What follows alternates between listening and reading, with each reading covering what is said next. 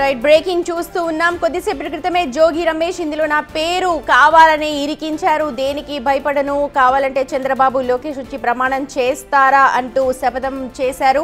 ప్రస్తుతం వసంత కృష్ణ ప్రసాద్ దీనిపై స్పందించినట్టుగా మనకు సమాచారం అందుతోంది. జోగి రమేష్ ఒక అసాంఘిక శక్తి అంటూ ఆయన కామెంట్ చేశారు. నకిలీ మద్యం కేసు ట్విస్ట్ల మీద ట్విస్ట్లు తిరుగుతోంది. ముందుగా జనార్దన్ వీడియో వైరల్ అయింది. అయితే అంతకంటే ముందు రోజే జోగి రమేష్ నన్ను ఇందులో కావాలని ఇరికించారని చెప్పి అన్నారు. కానీ ప్రస్తుతం వసంత మాట్లాడారు, జోగి రమేష్ మాటలకు స్పందించారు. ఒకసారి చూద్దాం ఏం మాట్లాడారు. నేర రాజకీయాలకు పెట్టింది పేరైనటువంటి వైసీపీ, దాని అధినేత, దాని మీద బతుకుతా ఉన్నటువంటి వాళ్ళ అరాచక మోకలు మొత్తం కుట్రలకు తెరలేపారు. రాష్ట్ర ప్రజలందరూ ఎందుకు ఈరోజు నేను ఈ ప్రెస్ మీట్ పెట్టాల్సి వచ్చిందంటే, జోగి రమేష్ అనే ఒక అసాంఘిక శక్తి నా నియోజకవర్గానికి చెందిన వ్యక్తే ఒక వారం క్రితం నుంచి ఈ గొడవకు తెరదీశాడు. ఎంతటి దుర్మార్గుడంటే, కావాలని ఉద్దేశపూర్వకంగా చిత్తూరు జిల్లాలో చంద్రబాబు నాయుడు గారి సొంత జిల్లాలో ఆయనకి చెడ్డ పేరు తీసుకురాలనే ఉద్దేశంతో అతని చిన్ననాటి స్నేహితుడైన అద్దేపల్లి జనార్దన్ రావు అనే వ్యక్తిని, అతను ఎప్పటి నుంచో ఈ లిక్కర్ వ్యాపారంలో ఉన్నాడు. జోగి రమేష్ అతను వ్యాపార భాగస్వాములుగా కొన్ని దశాబ్దాలు బట్టి కొనసాగుతూ ఉన్నారు. అతనితో కలిపి అక్కడ పెట్టించి, అట్లాగే అతన్ని విదేశాలకు పంపించి, ఆఫ్రికా పంపించి, తర్వాత ఈ నాటకానికి తెరదీసి ఇక్కడ ప్రభుత్వాన్ని అబాసుపాలు చేయాలని చెప్పి ప్రయత్నం చేయటం.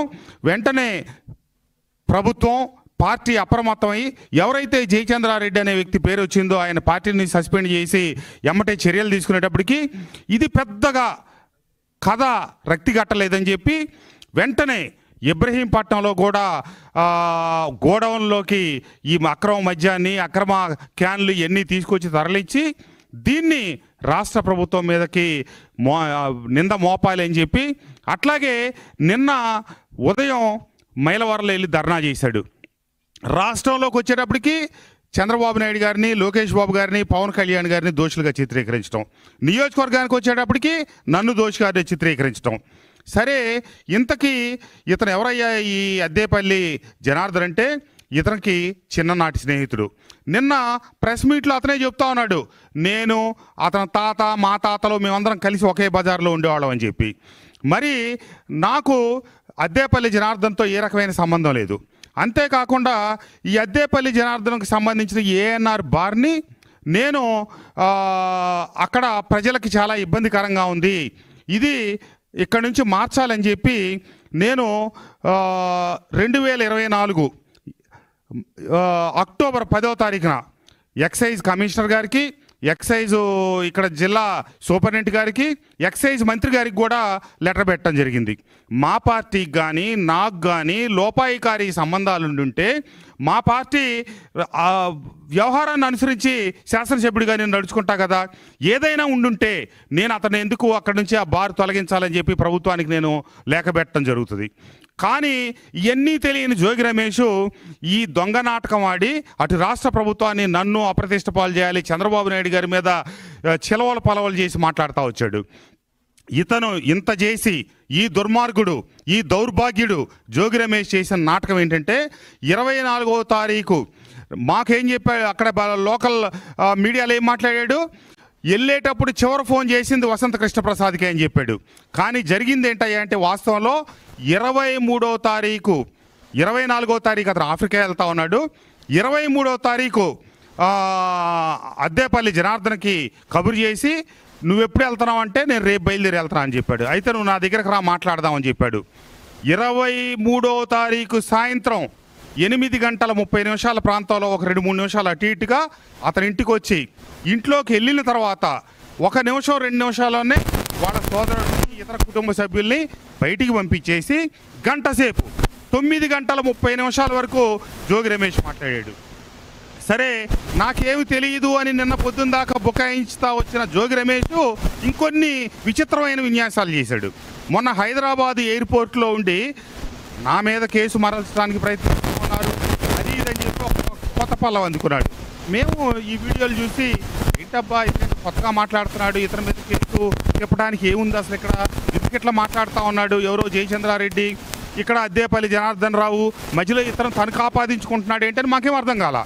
నిన్న ఉదయం కూడా అదే విషయం ప్రస్తావించి మాట్లాడాడు. నాకు నిన్న ఉదయమే అనుమానం వచ్చింది, ఓహో ఇదేదో కొత్త డ్రామాకి తెరదీస్తా ఉన్నాడు కాబోలని చెప్పి. తీరా చూస్తే గుమ్మడికాయలు దొంగ ఎవరంటే పుట్టాలు తడువుకున్న చందంగా ఇతగాడే. అతను ఈ నాటకం అంతా ఆడి స్థానిక శాసనసభ్యుడైన నా మీద బురద జల్తా రాష్ట్ర స్థాయిలో చంద్రబాబు నాయుడు గారిని, లోకేష్ బాబు గారిని, పవన్ కళ్యాణ్ గారిని అవాకులు చవాకులు పేలతా ఈ కార్యక్రమం అంతా చేసి చివరిసారిగా తెల్లారి పొద్దున పారిన వెళ్తా ఉంటే ముందు రోజు సాయంత్రం ఇంటికి పిలిపించుకొని గంట సేపు మాట్లాడి ఈ పథకం అంతా రచించి అతను పంపించి ఇతను తర్వాత ఈ డ్రామాలకు తెరదీశాడు. అంతేకాదు అక్కడ తమ్మలపల్లిలో దొరికిన దానికి నీ వ్యక్తి సురేష్ అనే వ్యక్తే ఎక్సైజ్ డిపార్ట్మెంట్కి ఫోన్ చేసి సమాచారం ఇచ్చి పట్టించడం జరిగింది. ఆ సురేష్ నీ వ్యక్తా కాదా? అట్లాగే ఇబ్రహీంపట్నంలో వచ్చి గోడౌన్ మీద దాడి చేసి ఎక్సైజ్ వాళ్ళు పరిశీలన చేస్తానే ఉన్నారు. పొలోమంటా పరిగెత్తుకుంటూ వచ్చాడు. ఆ క్యాన్లు, ఆ సామాగ్రి, ఆ అక్రమ మద్యం తీసుకొచ్చి అక్కడ పెట్టింది కూడా జోగి రమేష్ మనుషులే. జోగి రమేష్ కనుసనల్లోనే జరిగినాయి. అది జరుగుతూ ఉన్నప్పుడే ఇతగాడు కూడా అక్కడికి రావటం జరిగింది. కాబట్టి ప్రజలందరూ గమనించండి. ఒక పక్క చంద్రబాబు నాయుడు గారు ఈ రాష్ట్రాన్ని అభివృద్ధి చెందాలి, అభివృద్ధి చేయాలి, అధికార వికేంద్రీకరణ జరగటం అంటే చంద్రబాబు నాయుడు గారు కూటమి ప్రభుత్వం చేస్తున్నది అధికార వికేంద్రీకరణ. రాష్ట్రాల మధ్య రాష్ట్రంలో సమతుల్యత, అభివృద్ధిని వికేంద్రీకరిస్తూ ఉన్నారు చంద్రబాబు నాయుడు గారు. చేతగాని జగన్మోహన్ రెడ్డి ఆ రోజు 3 రాజధానుల నాటకానికి తెరదింపి ఒక పునాది దవ్వలేదు, ఒక ఇటుకరా వేయలేదు, రాష్ట్రాన్ని అధోగతి పాలు చేసి ఈరోజు చంద్రబాబు నాయుడు గారు ఒక కృతనిశ్చయంతో ఒక 75 సంవత్సరాల వ్యక్తి 25 సంవత్సరాల వ్యక్తి కంటే కూడా ఎక్కువ ఉదయం నుంచి రాత్రి దాకా పరిగెత్తి పనిచేస్తూ ఉంటే ఈ రాష్ట్రంలో పెట్టుబడులు రాకూడదు, ఈ రాష్ట్రం అభివృద్ధి చెందకూడదు, ఈ రాష్ట్రంలోనే యువతకు ఉద్యోగ అవకాశాలు దక్కకూడదని చెప్పి ఈ కుట్రలకు తెరదీసి ఈ రకరకాల కుతంత్రాలకు పాల్పడుతున్న ఈ జోగి రమేష్ లాంటి నయవంచకుల్ని రాజద్రోహం కింద అరెస్ట్ చేయాలి. వీళ్ళ కఠినమైన శిక్షలు వేయాలి. జోగి రమేష్ని తక్షణమే అరెస్ట్ చేసి దీంట్లో ఉన్న నిజాలన్నీ బయటికి తీయాలి. అంతేకాదు జగన్మోహన్ రెడ్డి జోగి రమేష్ కలిసి ఆడిన నాటకం కాబట్టే ఇతగాడు కార్యక్రమాన్ని తీసుకోగానే వెంటనే జగన్మోహన్ రెడ్డి పెద్ద పెద్ద మాటలు మాట్లాడి రాష్ట్ర వ్యాప్తంగా పిలిపించి నిన్న ఉదయం ధర్నాలు చేయాలని చెప్పి కార్యక్రమాలు చేపించి యథాలాపంగా మనోడు బెంగళూరు అన్న పోతాడు, లండన్ అన్న పోతాడు కాబట్టి మొన్న లండన్ వెళ్ళిపోయాడు. ఇది మీరు చూడండి గత చరిత్ర. నిన్న జోగి రమేష్ లేకపోతే రాష్ట్రంలో ఉన్న అన్ని చోట్ల నారావారి సారా పాలన పోవాలని చెప్పి స్లోగన్స్. 2019 ఎన్నికలకు ముందు ఏంటి వీళ్ళు ఇచ్చిన స్లోగన్స్? నారావారి నేర చరిత్ర, నారాసుర రక్త చరిత్ర. అట్లాగే 2024 ఎన్నికలకు ముందు గులకరాయి, 2019 ఎన్నికలకు ముందు కోడి కత్తి డ్రామా. ప్రతిసారి ఒక కొత్త కార్యక్రమానికి తెరదీయటం, దాన్ని తెలుగుదేశం ప్రభుత్వానికి, తెలుగుదేశం పార్టీకి ఆపాదించటం, అల్లరి చేయటం, ఈ రకమైనటువంటి వ్యవహారాల మీదే నెగ్గుకు రావటం, బతకటం. ఈరోజు రాష్ట్రం అతని 19 నుంచి 24 దాకా జగన్మోహన్ రెడ్డి అరాచక పాలనలో, తిరోగమన పాలనలో కేవలం బటన్ నొక్కితేనే రాష్ట్రం అభివృద్ధి చెందుతుంది తప్పితే అభివృద్ధితో పని లేదనుకొని ఈ రాష్ట్రాన్ని అప్పులు కుప్పన చేసి ఎంతో దిగజార్చిన పరిస్థితుల్లో చంద్రబాబు నాయుడు గారు ఓపికగా ఒక పక్క అప్పులు తీరుస్తూ, ఒక పక్క సంక్షేమం, ఒక పక్క అభివృద్ధి శరవేగంగా పరుగులు పెట్టిస్తూ ఉంటే చూడలేక ఈ రకమైనటువంటి కార్యక్రమాలకి తెగబడతా ఉన్నారు. అంతేకాదు గడిచిన కొద్ది రోజుల నుంచి మీరు చూస్తూ ఉన్నారు, రాష్ట్రంలో ఎక్కడన్నా యాచకులు చనిపోయినా, ఎవరైనా అతిగా మద్యం సేవించి చనిపోయినా, ఏదైనా అనారోగ్య కారణాలతో చనిపోయినా ఈ మద్యానికే ముడిపెట్టడం. ఎందుకంటే వాళ్ళకున్నది ఒక కల్తీ మద్యం. ఏ రకంగా కల్తీ మద్యం చేసి ప్రభుత్వం పేరుతో ముద్రించి వీళ్ళు 5 సంవత్సరాల పాటు అక్రమ మద్యం చేశారో దాని మీద సిట్ విచారణ జరిగి దోషులందరూ జైల్లో ఉండి కేసు జరుగుతూ ఉంటే ఆ కేసుని మరిపించడం కోసం, ఆ కేసుకి ఇక్కడ ఇంకేదో జరుగుతుందని చెప్పి తెలియజెప్పడం కోసం ఈ పథకానికి తెరదీసి ఈ గందరగోళాన్ని సృష్టించారు. అంతేకాకుండా ఎన్నో విషయాలు ఆ రోజు వైఎస్ వివేకానంద రెడ్డి గారి మరణం దగ్గర నుంచి, కోడికత్తి వ్యవహారం దగ్గర నుంచి ఎన్ని అంశాలు జరిగినాయి. అట్లాగే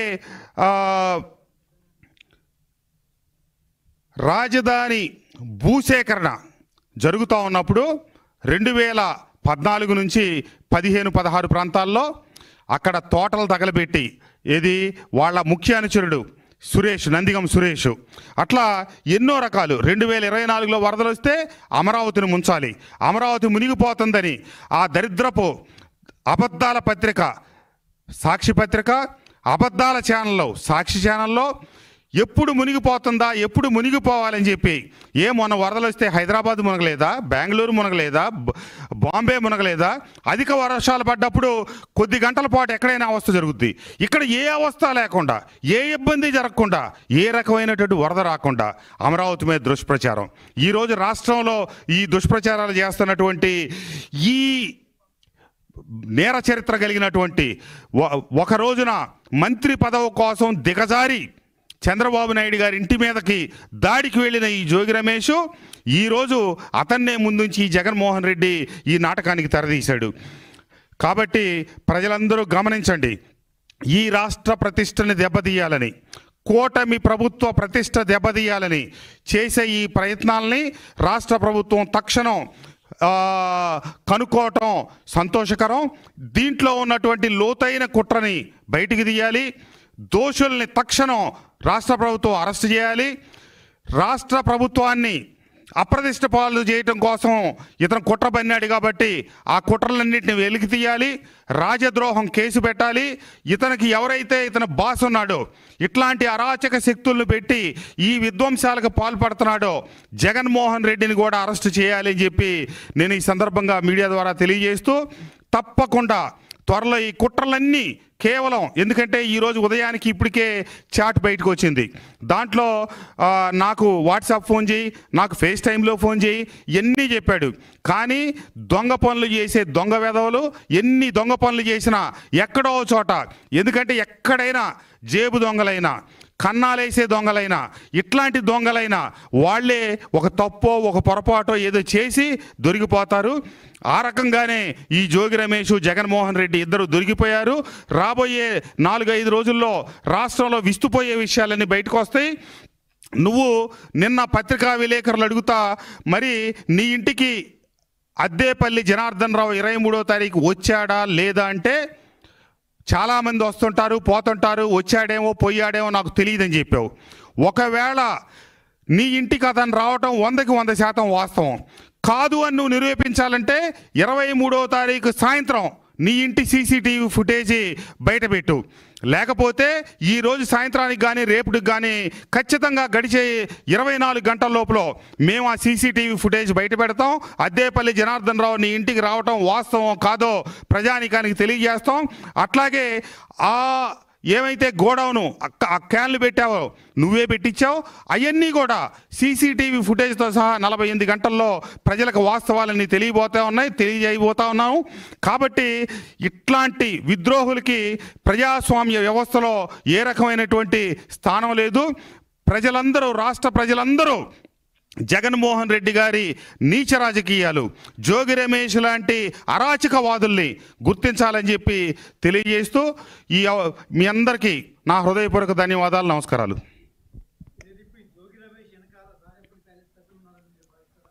100కి 100% ఇది జోగి రమేష్ వాళ్ళ జేబులో మనిషి. ఆ రోజు చంద్రబాబు నాయుడు గారి ఇంటి మీదకి దాడికి వెళ్ళమంటే ఇతగాడు దాడికి వెళ్ళాడు, అందుకని మంత్రి పదవి ఇచ్చాడు.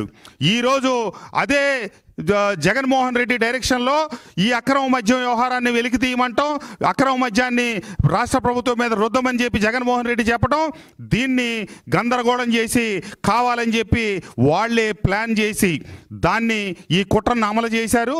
ఇది ఈ రోజున బయటపడింది.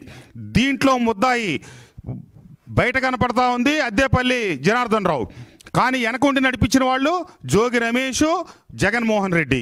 కాబట్టి లండన్ నుంచి రాగానే ఎయిర్పోర్ట్లోనే జనార్దన్ రావుని ఏ రకంగా అరెస్ట్ చేశారో జగన్మోహన్ రెడ్డిని కూడా అదే రకంగా అరెస్ట్ చేయాలని చెప్పి నేను రాష్ట్ర ప్రభుత్వాన్ని కోరుతా ఉన్నాను.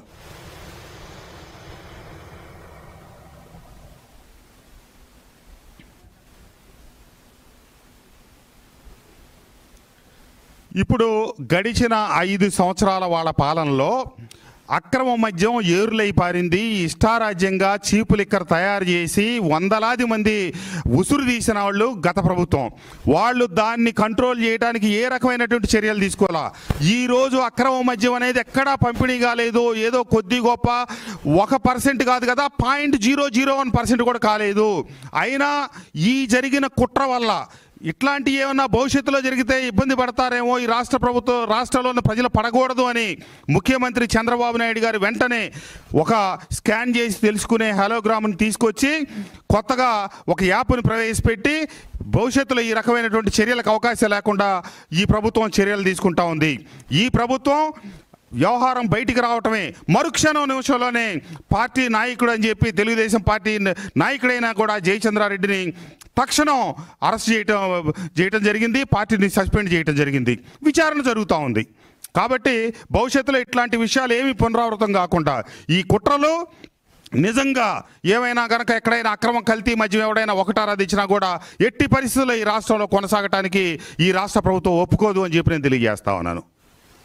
ధన్యవాదాలు.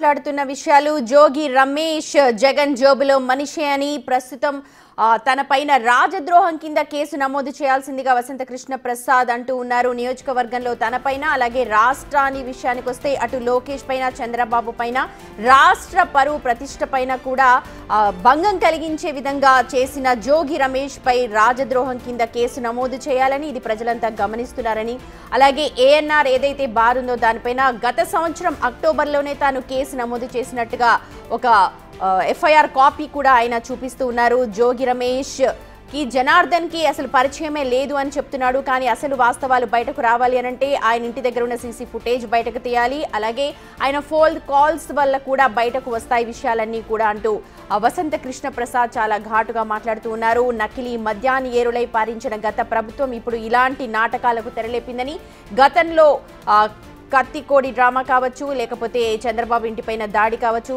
వివేక హత్య కేసు సంబంధించి అన్నీ కూడా ప్రస్తావిస్తున్నారు వసంత కృష్ణ ప్రసాద్. కల్తీ మద్యం కేసులో ఏం చేయలేక ప్రస్తుతం రాష్ట్ర ప్రతిష్టను అప్రతిష్ట పాలు చేయడానికి, రాష్ట్ర ప్రతిష్టను దిగజార్చే విధంగా వ్యవహరించిన జోగి రమేష్ పై రాజద్రోహం కేసు నమోదు చేయాల్సిందిగా రాష్ట్ర ప్రభుత్వాన్ని కోరుతూ ఉన్నారు వసంత కృష్ణ ప్రసాద్.